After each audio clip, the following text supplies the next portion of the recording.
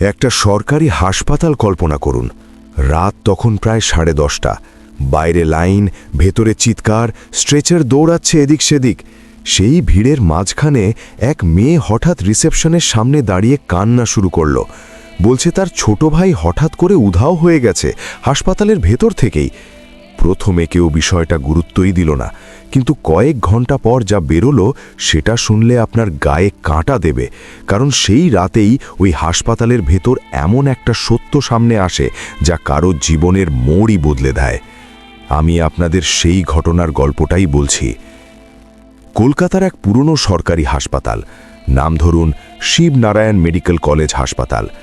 যারা ওই এলাকায় থাকে তারা জানে এই হাসপাতাল মানেই ভিড়, লম্বা লাইন আর অসহায় মানুষের ভরসা। সেই রাতেই সেখানে পৌঁছায় এক মেয়ে, নাম তার সায়রা। বয়স খুব বেশি হলে 20। পুরনো সালোয়ার কামিজ, চোখ লাল হয়ে আছে কান্নায়।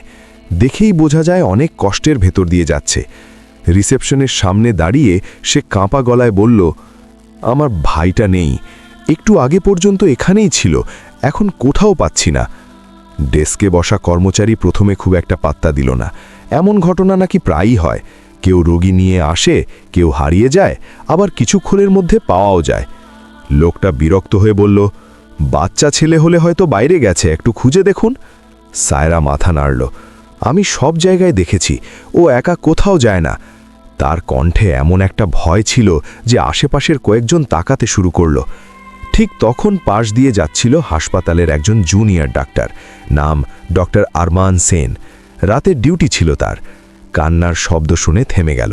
সে এগিয়ে এসে জিজ্ঞেস করল, কি হয়েছে? সায়রা সব খুলে বলল। তার ছোট ভাই রাফি, বয়স 10, জ্বর নিয়ে হাসপাতালে এনেছিল, পরীক্ষা করানোর লাইনে দাঁড়িয়েছিল। তারপর হঠাৎ ছেলেটা আর নেই। ডাক্তার আরমান এবার সিরিয়াস হলো। সে বলল, আপনি শেষ কোথায় দেখেছেন ওকে? সায়রা বলল, এমার্জেন্সির সামনে। আমি একটু ওষুধের লাইনে গিয়েছিলাম, ফিরে এসে দেখি নেই। এই কথা শুনে আরমানের ভ্রু কুঁচকে গেল। হাসপাতালে এমন ঘটনা সাধারণত হয় না। সে সিকিউরিটিকে ডাকল।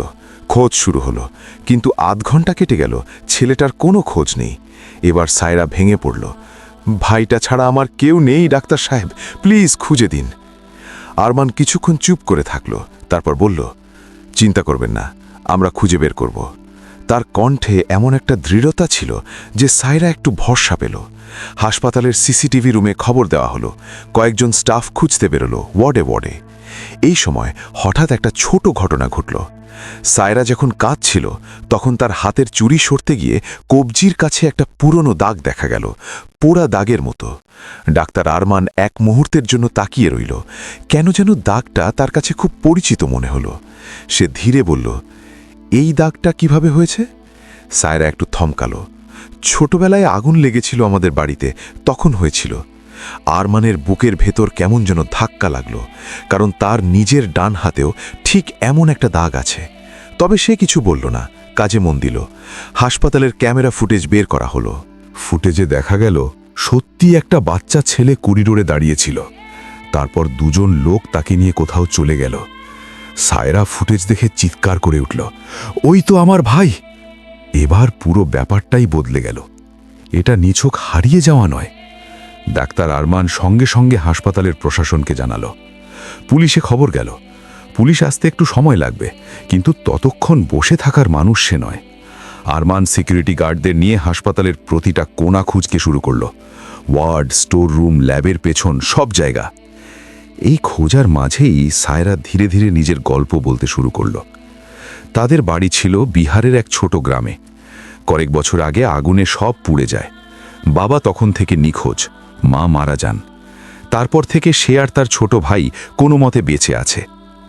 এই কথা শুনে আরমানের মাথায় যেন বজ্র পড়ল, কারণ তার নিজের জীবনেও একই রকম একটা গল্প আছে। সে ছোটবেলায় আগুনে পরিবার হারিয়েছিল, পরে এক এনজিও তাকে বড় করে। এই মিলটা তাকে অদ্ভুতভাবে অস্থির করে তুলল। কিন্তু এখন সবচেয়ে জরুরি রাফিকে খুঁজে বের করা। প্রায় 1 ঘন্টা পরে একজন ওয়ার্ড বয় দৌড়ে এসে বলল, সার্জারি বিল্ডিংয়ের পেছনে স্টোর রুমে সন্দেহজনক কিছু লোক দেখা গেছে। সবাই দ্রুত সেখানে গেল। দরজা বন্ধ ছিল, ভেতর থেকে আওয়াজ আসছিল। সিকিউরিটি দরজা ভেঙে ফেলল। ভেতরে যা দেখা গেল তা দেখে সবাই থমকে গেল। দুজন লোক একটা বাচ্চাকে ধরে বসে আছে, মুখ কাপড় দিয়ে বাঁধা। ছেলেটা রাফি। পুলিশ ঠিক তখনই এসে পৌঁছালো। লোক দুটো ধরা পড়ল। পরে জানা গেল তারা শিশু পাচার চক্রের সাথে জড়িত। সায়রা ছুটে গিয়ে ভাইকে জড়িয়ে ধরল। রাফি কাঁদছিল, কিন্তু দিদিকে দেখে শান্ত হয়ে গেল। সেই মুহূর্তটা হাসপাতালে দাঁড়ানো সবাইকে চুপ করিয়ে দিয়েছিল। ডাক্তার আরমান একটু দূরে দাঁড়িয়েছিল। তার চোখ হঠাৎ আবার পড়ল সায়রার হাতে থাকা পুরনো একটা লকেটের দিকে। সে বলল, এটা কোথায় পেয়েছেন? সায়রা বলল, এটা আমাদের বাবার ছিল।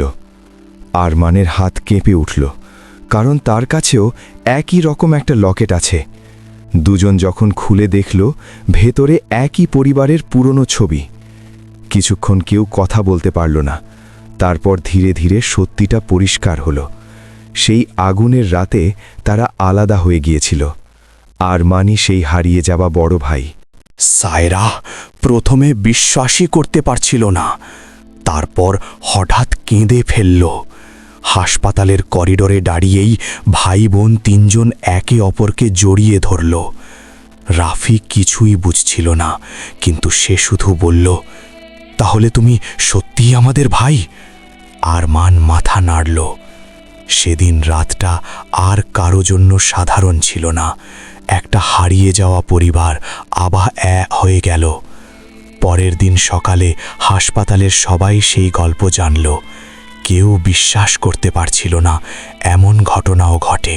আর আমি যখন এই ঘটনা প্রথম শুনেছিলাম, তখন মনে পড়ে গিয়েছিল ইউটিউবের একটা ভিডিওর কথা, missing child found in hospital after midnight. আর একটা ভিডিও আছে, doctor discovers shocking truth about his family. আজকের গল্পটা যেন সেই সব গল্পকেও হার মানায়, কারণ এটা শুধু একজন বাচ্চাকে খুঁজে পাওয়ার গল্প নয়, এটা ভাগ্য, সময় আর পরিবারের গল্প। অনেক সময় আমরা ভাবি সব শেষ, কিন্তু জীবন ঠিক তখনই নতুন কিছু দেখায়। যদি গল্পটা আপনার ভালো লেগে থাকে, তাহলে ভিডিওটাকে একটা লাইক দিন, আর এমন সত্যি গল্প শুনতে চাইলে সাবস্ক্রাইব করতে ভুলবেন না।